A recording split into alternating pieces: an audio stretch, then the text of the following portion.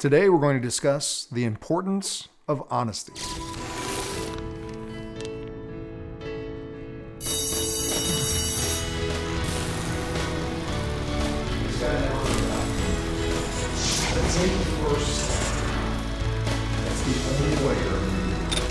Honesty can seem like such a simple word. It should make sense to everybody.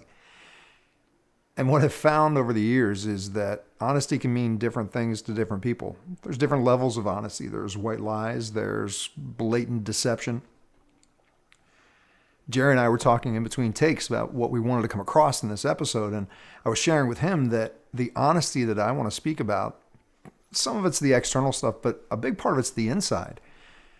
You know, I was listening to a couple of people have a conversation one time, and what they were sharing was their frustration at being lied to, at being deceived, because the person is a very giving, open, trusting person. And they just felt that they were being taken advantage of.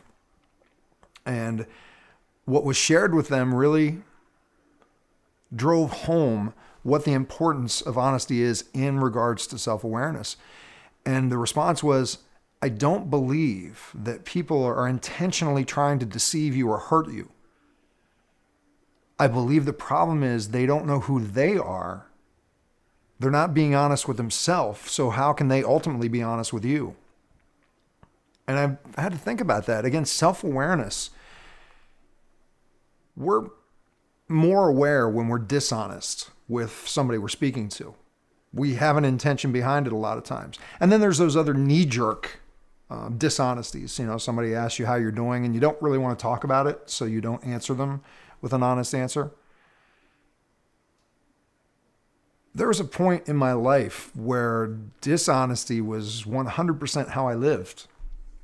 Back when I was drinking and using drugs, I lied so much that it got to the point where I didn't know the difference between the truth and the lie.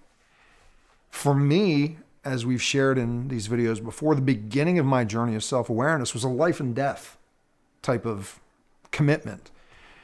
And I became hypersensitive to the suggestions I was given on what I needed to do.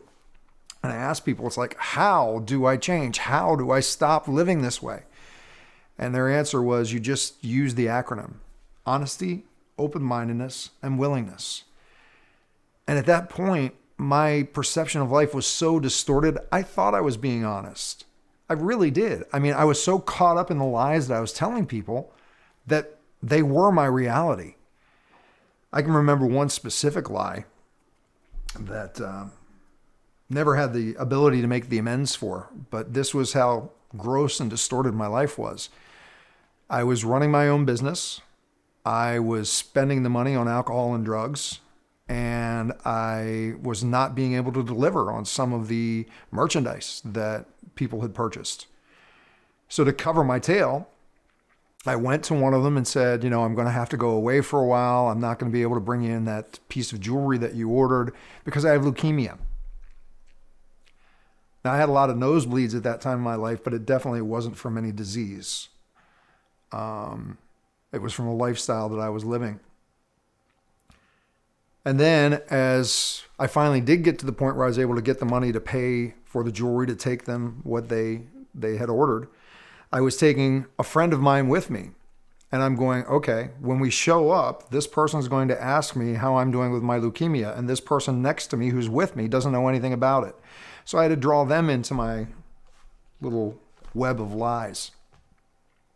That's how far I was willing to go to cover up the things that I was doing in my life. That was the person I was 25 years ago. People ask, why am I so committed to honesty? Because people who know me today know me as a person that is completely on the other side of the spectrum. I'm not 100% honest. I don't believe anybody can be. If they are, I haven't reached that point yet. But I know that for me personally, I will not intentionally lie to somebody. I will not make up an excuse to cover my tail. I will not lie for someone else. I still know that those knee-jerk lies come out at times. And the way that I became aware of that was a dear friend of mine. His name is Gary King. He does a workshop called The Power of Truth. And he challenged us after giving us that workshop to go for the next 24 hours without telling one lie. You had to be 100% honest for those 24 hours. And he told us that it would definitely open up our eyes to the level of honesty that we were living. There couldn't be white lies. There couldn't be, deceptions. There couldn't be anything of that sort. You had to, for 24 hours, commit to being 100% honest. And I learned a lot about myself in that 24 hours. Again, I wasn't being intentionally deceitful with people, but you realize those little things that you say that aren't honest. Now, where am I going with this? It's tying back to that beginning conversation that I was listening to when these two people were talking about the struggles in communications, in relationship, and business. If I'm not aware that I'm not being 100% honest with myself, how can I ever be 100% honest with you?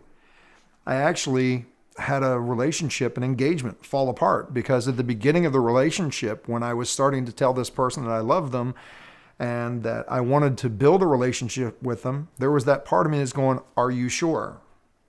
And I kind of just squashed out that, thing going, yes, I'm fine. I can do this. Yes, I love you. I'm committed to this. I wasn't.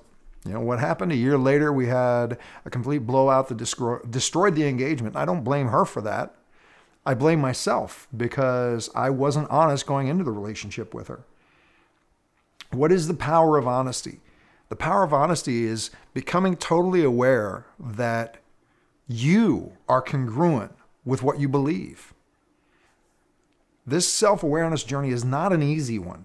It takes commitment. It takes a lot of soul searching. It takes a lot of reevaluating the things you believe about yourself, the things you've told yourself for years that you bought into.